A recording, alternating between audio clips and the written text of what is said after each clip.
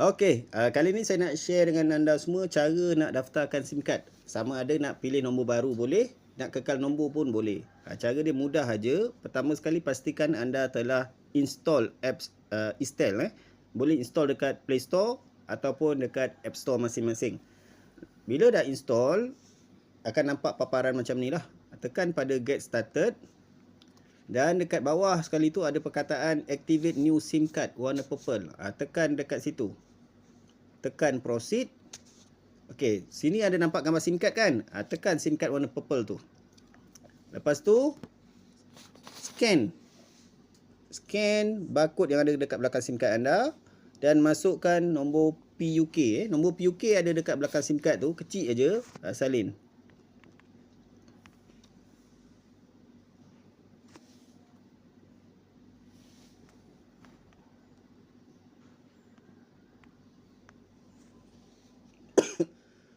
Masukkan upline detail. Okey, dapatkan upline detail, ID dia daripada upline anda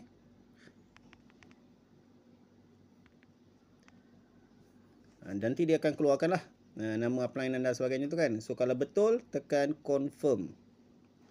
Okey, dekat sini anda ada pilihan sama ada nak pilih nombor baru ataupun nak kekal nombor. Okey, saya tunjuk dulu satu contoh untuk kekal nombor.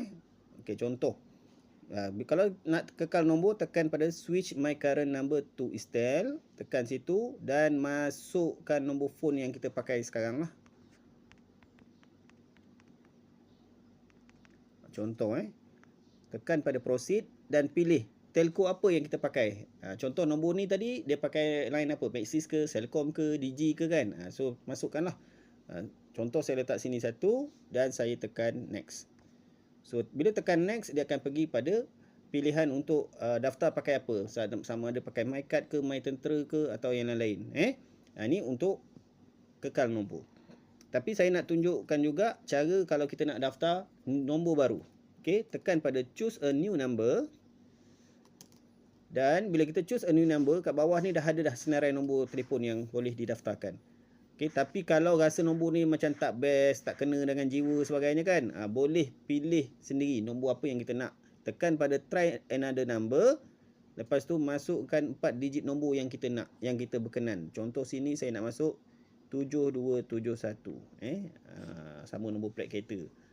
So tekan search dan dia akan keluar senarai lah yang berkaitan 7271. Okey. Contoh kat sini.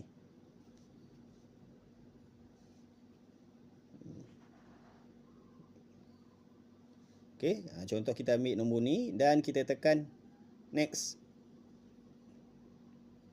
Bila tekan next, sama juga macam kita kekal nombor tadi, MNP tadi, dia akan pergi dekat bahagian pilihan identity card. So kita pilih my card. Kita scan kat isi depan.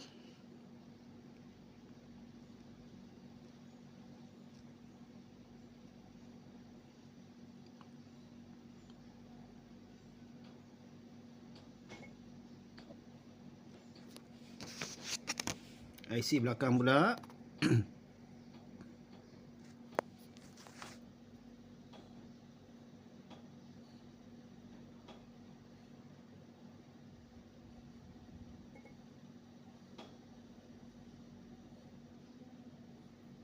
Okey.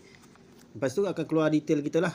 Pastikan maklumat kita di semua betul. Kalau betul, tekan continue. Kalau tak betul, retake my card. Especially nama penuh dengan kita punya nombor IC tu pastikan betul lah.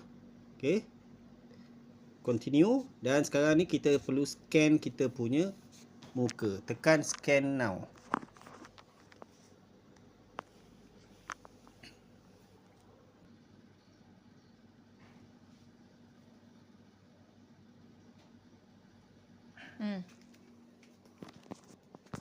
Okey, dah sudah tu face comparison semua okey, liveness test okey, tekan next.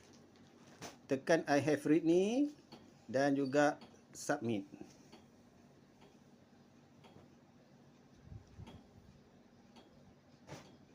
Okey, dia processing. So kat sini kita screenshot lah. Ini adalah kita punya nombor phone yang kita daftarkan dan juga ID members kita. So selesailah proses pendaftaran nombor baru. Kalau kita buat MNP, kita kena tunggu SMS pengesahan daripada telco asal kita untuk mengesahkan adakah sama ada kita betul-betul nak pindah ataupun tidak.